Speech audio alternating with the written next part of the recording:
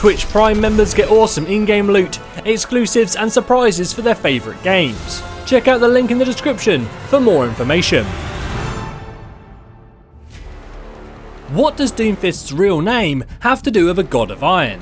Did Winston defeat him many years ago? And is Helix Security the new Overwatch? And are they making the same mistakes? There was a lot of new information in this recent post from Blizzard, so let's take a closer look at everything and how it ties in with the rest of Overwatch's lore.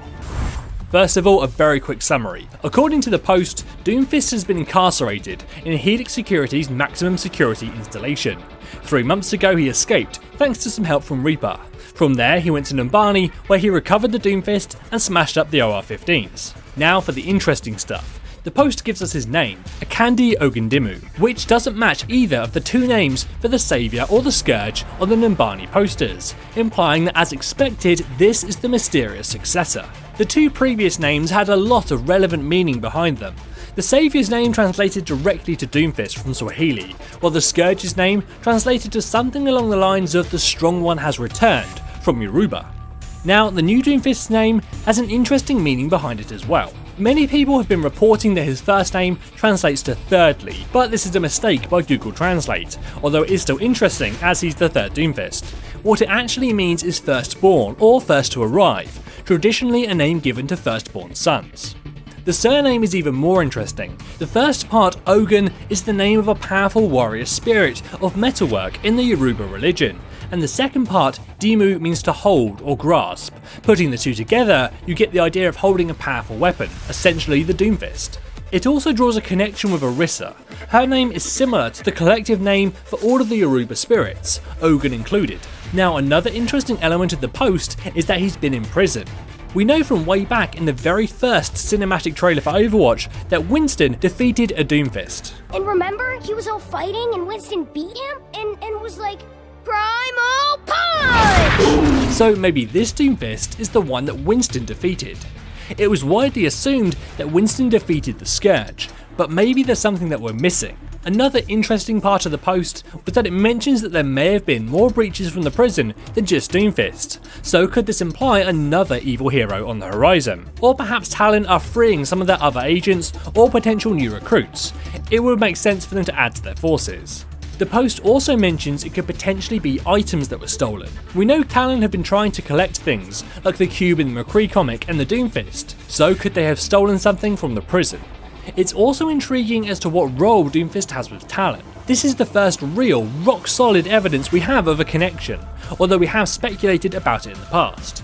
Could Doomfist have been a high-ranking member before his incarceration, perhaps even a leader, or maybe it's the opposite, and Talon are trying to recruit him by freeing him. Now let's take a look at the rest of this post, as there's a lot more interesting information here than just Doomfist. Firstly, we get even more info about Helix Security International, the firm Farah works for. It looks like that after the fall of Overwatch, Helix Security stepped in, taking over what would probably have been Overwatch operations, guarding the Temple of Anubis in Egypt, guarding the old Overwatch outpost in Grand Mesa, and now we know they also guarded a prison. However, all three of the locations we know Helix to operate in have had failures. In Egypt, the God program inside the temple caused a huge amount of damage and nearly escaped. Soldier 76 broke in and stole his pulse rifle from Grand Mesa, and now with this prison, Doomfist and potentially others have escaped. So are Helix Security just inept? Or is someone undermining them? In the Blizzard post, it mentions the potential for moles within the group, interfering with their defense systems. Now this could be the case. With their track record, it would make sense that someone on the inside was working against them. But this could also be the presence of Sombra, infiltrating and hacking their systems. Lastly, the final paragraph of the post is very interesting. It talks about people questioning the methods of Helix Security as a world security force, and mentions that the UN is bailing them out. Now what's interesting here is it feels a bit like history is repeating itself. Overwatch was once the global peacekeeping task force, until things started to go wrong. Most likely as a result of people inside the organisation working to bring it down, namely Blackwatch. Director Petrus was brought on board by the UN to oversee Overwatch, but they were eventually shut down when the Petrus Act was passed. Now, Helix seems to be going through the same thing, however the UN is bailing them out, rather than ripping them down.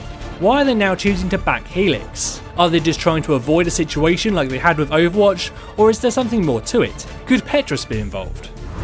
So what do you think about this new information? Is the new Doomfist the one that Winston defeated? How does he tie into Talon? And is Helix Security going the same way as Overwatch? Let me know in the comments below. As always, this is James for Cass, saying thanks for watching and enjoy the game. Twitch Prime members get awesome in-game loot, exclusives and surprises for their favourite games. Check out the link in the description for more information.